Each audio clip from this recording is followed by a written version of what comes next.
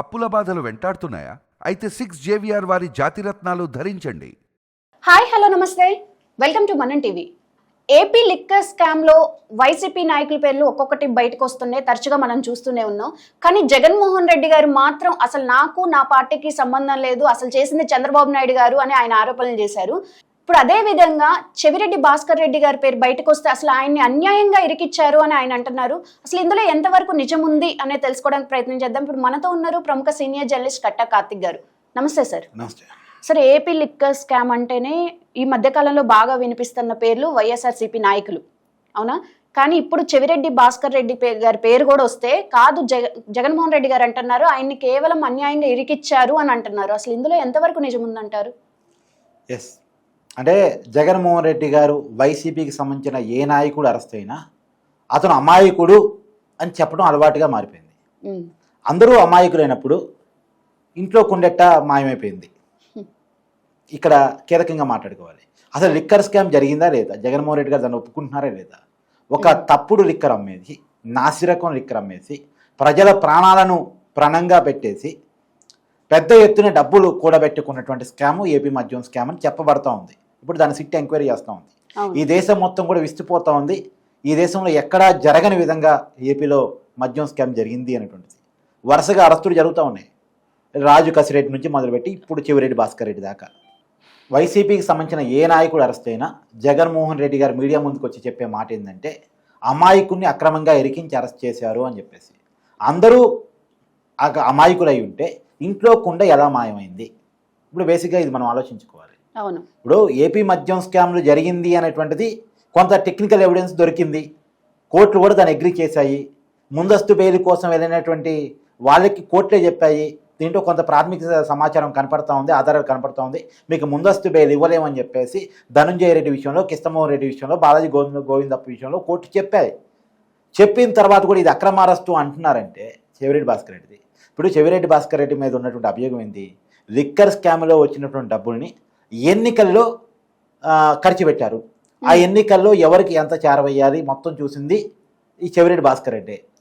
ఈ హైదరాబాద్ నుంచి డబ్బులు తెప్పించడంలో కూడా తన బాడీగార్డులు, అంటే తన బాడీగార్డు ఎవరు? సహజంగా పోలీస్ కానిస్టేబుల్, అంటే గవర్నమెంట్ ఉద్యోగం సెక్యూరిటీకి ఇస్తారు కదా, ఆ గవర్నమెంట్ ఉద్యోగులను ఉపయోగించి పోలీస్ కానిస్టేబుల్ని ఉపయోగించేసి డబ్బులు తెప్పించారు. పోలీసులు ఒక లారీ పట్టుకుని వస్తున్నారు, ట్రక్ పట్టుకుని వస్తున్నారు, ఒక వెహికల్ కారు పట్టుకుని వస్తున్నారు అంటే సహజంగా అంత తొందరగా చెక్కింగ్ చేయరు. సో కాబట్టి పోలీసులని దీనికి వాడుకున్నారు అనేటువంటిది ఇప్పుడు ఉన్నటువంటి అభియోగం. జగన్మోహన్ రెడ్డి గారు ఏం చెప్తారు?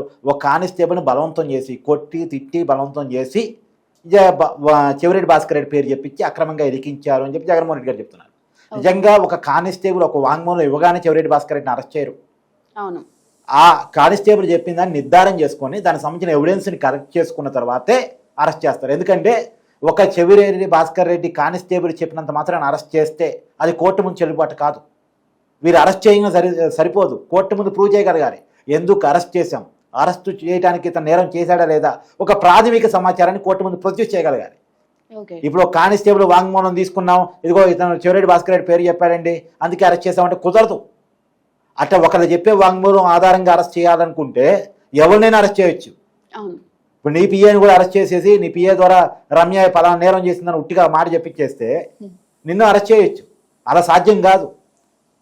ఆ వ్యక్తి చెప్పండి సరిపోదు, ఆ వ్యక్తి చెప్పిన దానికి ఆధారాన్ని సరిపుచ్చి అది కోర్టు ముందు ప్రొడ్యూస్ చేస్తే అరెస్టు నిలబడుతుంది, నువ్వు అరెస్ట్ చేసిన వ్యక్తికి రిమాండ్ పడుతుంది. ఇప్పుడు పోలీసులు చేసింది కూడా అదే. ఇప్పుడు చెవిరెడ్డి భాస్కర్ రెడ్డికి ఎందుకు రిమాండ్ పడింది? అరెస్టు చేసినటువంటి అధికారులు కోర్టు ముందు ఆధారాలు ప్రొడ్యూస్ చేయగలిగారు కాబట్టి రిమాండ్ పడింది. ఇప్పుడు నిజానికి చెవిరెడ్డి భాస్కర్ రెడ్డి గారు ఏ నేరం చేయలేదు అనుకో, అతని మీద లుక్అవుట్ నోటీసులు ఉన్నాయి కదా, మరి లుక్అవుట్ నోటీసులు ఉంచుకొని ఎందుకు బెంగళూరు ఎయిర్పోర్ట్ నుంచి కొలంబో పోబోయారు వెంకటేశ్వర నాయుడుతో కలిసి? అందులో లిక్కర్ స్కామ్లో కేసులో ప్రధానటువంటి నిందితుల్లో ఒకరిగా ఉన్నటువంటి వెంకటేశ్వర నాయుడుతో కలిసి, ఒక ప్రముఖ రియల్ ఎస్టేట్ వ్యాపారితో కలిసి ఎందుకు కొలంబో వెళ్ళబోయారు? అంత అర్జెన్సీ ఏంది? జగన్మోహన్ రెడ్డి గారి ప్రోగ్రాం ఉంది పల్నాడు జిల్లాలో, ఒక మాజీ ఎమ్మెల్యేవి, ఒక ఎంపీగా పోటీ చేసినటువంటి వ్యక్తివి, ఆ ప్రోగ్రాంలో నువ్వు ఉండాలి. అందులో పొదిలో జరిగిన సంఘటన మీద రచ్చ నడుస్తూ ఉంది, అక్కడ పార్టీ ప్రోగ్రాం చేస్తూ ఉంది. ఆ పార్టీ ప్రోగ్రామ్స్ ఉంచుకొని జగన్మోహన్ రెడ్డి గారి పర్యటన ఉంచుకొని కూడా నువ్వు ఎందుకు కొలంబో వెళ్ళాలని చూసావు చెవిరెడ్డి భాస్కర్ రెడ్డి? ఏ నేరం చేయనప్పుడు పారిపోవాల్సిన అవసరం నీకేంటి? తప్పించుకోవాల్సిన అవసరం నీకేంటి? నీ మీద లుక్అవుట్ నోటీసులు ఉన్నప్పుడు పోలీసు విచారణకు హాజరయ్యి నేనేం తప్పు చేశాను చెప్పండి, నేనేం తప్పు చేయలేదు నిరూపించుకోవాల్సిన బాధ్యత నీ మీద ఉంది కదా. అవును. ప్రజా జీవితంలో ఉన్నప్పుడు పారదర్శకంగా ఉండాలి. ఆరోపణలు వస్తూ ఉంటాయి, కేసులు పడతా ఉంటాయి, నిందలు పడతా ఉంటాయి, ప్రజా జీవితంలో ఉన్న వాళ్ళ మీదే పడతాయి. అలాంటప్పుడు నిరూపించుకోవాల్సిన బాధ్యత పారదర్శకంగా ఉండే నాయకులకు ఉంటుంది, తప్పదు. ఓకే. కానీ అక్కడ క్లియర్గా కొలంబో పోబోయారు అంటేనే మనకు అర్థమైంది ఏంది, మౌనం అర్ధాంగీకారం అన్నట్టు. అక్కడ నేరం సగం ఒప్పుకున్నట్టు లెక్క కదా. సహజంగా ఎవరు పారిపోతారు రమ్య? దొంగలు పారిపోతారు, నేరస్తులు పారిపోతారు, అంతేగా తప్పు చేసిన వాళ్ళే కదా పారిపోయేది. తప్పు చేయనోడికి పారిపోవాల్సిన అవసరం ఏంటి? కొలంబో నీ మీద లుక్అవుట్ నోటీసులు ఉన్న సమయంలో పోవాల్సిన అంటే అవసరం ఏంటి? ఏదో అడగబోతున్నారు. వైసీపీ నాయకులు ఇండివిజువల్ గా తప్పులు చేసిన అంటే వాళ్ళ మీద కేసులు అయ్యి వాళ్ళు అరెస్ట్ అయిన టైంలో పెద్దగా రెస్పాండ్ అవ్వలేదు జగన్మోహన్ రెడ్డి గారు. కానీ ఒక్క ఏపీ లిక్కర్ స్కామ్ విషయంలోనే ప్రతి ఒక్కరికి రెస్పాండ్ అవుతూ వస్తున్నారు, అంటే వాళ్ళ తప్పు లేదు అని. ఎందుకని చివరికి ఆయన దాకా వస్తుంది అని చెప్పా? 2 కారణాలు. నువ్వు అన్నట్టు ఆ లిక్కర్ కేసు తన దాకా వస్తుంది ఒకటి, తర్వాత తన ఇంటి మనుషుల అరెస్ట్ వరకు వచ్చింది. లేటెస్ట్ గా అరెస్ట్ అయినటువంటి బాలాజీ గోవిందప్ప భారతీ కంపెనీలో ఫైనాన్షియల్ డైరెక్టర్గా పనిచేసినటువంటి వ్యక్తి. తర్వాత ధనుంజయ రెడ్డి సీఎం సెక్రటరీగా సీఎంఓ సెక్రటరీగా జగన్మోహన్ రెడ్డి గారు ఉన్నప్పుడు పనిచేసినటువంటి వ్యక్తి, కన్ఫర్డ్ ఐఏఎస్ కూడా. తర్వాత కృష్ణమోహన్ రెడ్డి సీఎం ఓఎస్రీగా పనిచేసినటువంటి వ్యక్తి. వాళ్ళంతా జగన్మోహన్ రెడ్డి గారి ఇంటి మనుషులు, ఇంట్లోకి వెళ్ళగలిగిన మనుషులు.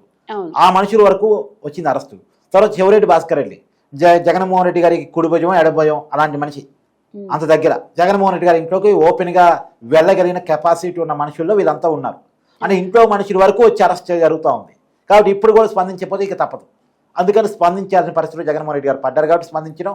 తర్వాత ఇంట్లో మనుషుల వరకు వచ్చారు, ఇంక నన్ను మాత్రం వదులుతారా అనేటువంటి కోణం. ఈ 2 కారణాలు ఇచ్చే లిక్కర్ స్కామ్ విషయంలో జగన్మోహన్ రెడ్డి గారు పదే స్పందిస్తున్నారు. పైగా జగన్మోహన్ రెడ్డి గారికి కొన్ని విషయాలు తెలుసు. ఢిల్లీ లిక్కర్ స్కామ్ ఏం జరిగింది?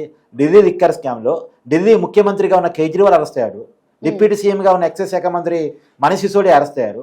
పైగా అరెస్ట్ అయినప్పుడు వాళ్ళు సింపతి రాలే, వ్యతిరేకత వచ్చింది. ఏ కేసులో అరెస్ట్ అయినా సింపతి వస్తాం కానీ లిక్కర్ కేసులో అరెస్ట్ అయితే సింపతి రాదు. దానికి కేజ్రీవాల్ ఒక ఉదాహరణ. ఆమ్ ఆద్మీ పార్టీ పోయినసారి ఎన్నికల్లో అధికారాన్ని కోల్పోవటమే కాదు, కేజ్రీవాల్ మనీష్ సిసోడియా లాంటి వాళ్ళు ఎమ్మెల్యేలుగా కూడా గెలవలేకపోయారు. ఒక 3 సార్లు ముఖ్యమంత్రిగా పనిచేసినటువంటి నాయకుడు ఎమ్మెల్యేగా ఓడిపోయాడంటే ఎంత సిగ్గుచేటు. ఎందుకు అట్లా జరిగింది అంటే లిక్కర్ స్కామ్లు ఇరుక్కోవటం. ఇప్పుడు తెలంగాణలో పార్లమెంట్ ఎన్నికల సమయంలో కేసీఆర్ కూతురు కల్వకుంట్ల కవిత అరెస్ట్ అయింది. అరెస్ట్ అయిన టైంలో పార్లమెంట్ ఎన్నికలు జరిగాయి. అప్పుడు బీఆర్ఎస్ పార్టీకి తెలంగాణలో 0 సీట్స్ వచ్చాయి. ఒక్క సీటు కూడా, ఒక్క పార్లమెంట్ స్థానం కూడా రాలే. 9.5 ఏళ్ళు అధికారంలో ఉన్న పార్టీ అధికారం పోగానే ఉన్నటువంటి పార్లమెంట్ ఎన్నికలు ఒక్క సీట్ అన్న రాదా? ఎందుకని రాలేదు?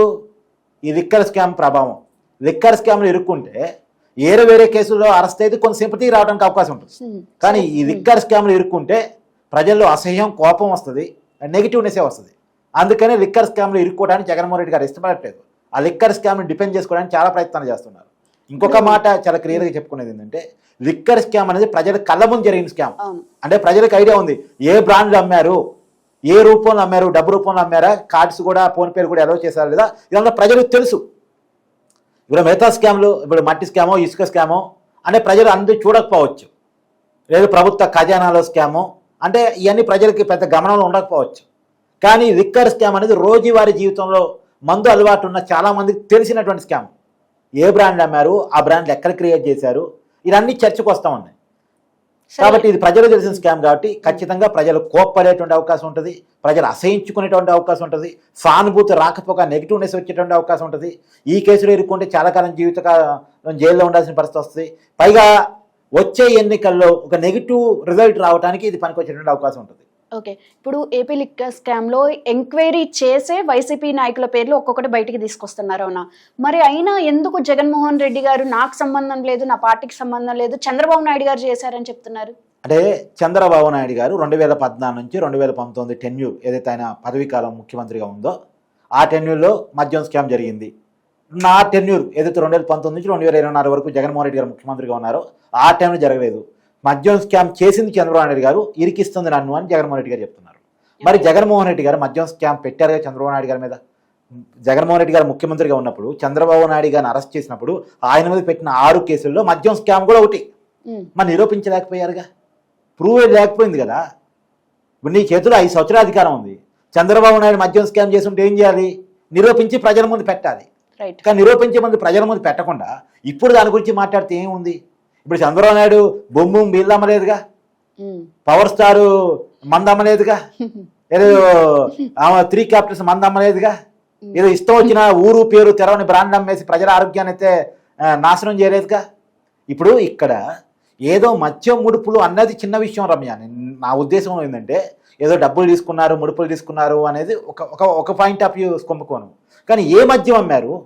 ఈ మద్యం వల్ల ఎంతమంది చనిపోయారు? 30,000 మంది చనిపోయారు, 50,000 మంది అనారోగ్యాలు పాలయ్యారు అనేటి ఒక రిపోర్టు. ఇంకా అసలు ఇంకో రిపోర్ట్ ఏంటంటే దాదాపు 80,000 మంది చనిపోయి ఉంటారు అనేటువంటిది. ఇలా రకరకాల రిపోర్ట్లు ఉన్నాయి. మరి ఏ రిపోర్ట్ నిజం? కానీ కొన్ని వేల మందికి నష్టం జరిగింది, కొన్ని వేల కుటుంబాలకు నష్టం జరిగింది ఈ మద్యం ఫలితంగా, ఈ మద్యం తాగటం ఫలితంగా. చాలా మంది కిడ్నీలు పోయాయి, లివర్లు పోయాయి, కొంతమంది ప్రాణాలు పోయాయి. అవునా కాదా? ఇది కదా చర్చ రావాల్సింది. దీనికి కదా జగన్మోహన్ రెడ్డి గారు సమాధానం చెప్పాల్సింది. రైట్. థ్యాంక్ యూ కార్తీక్ గారు.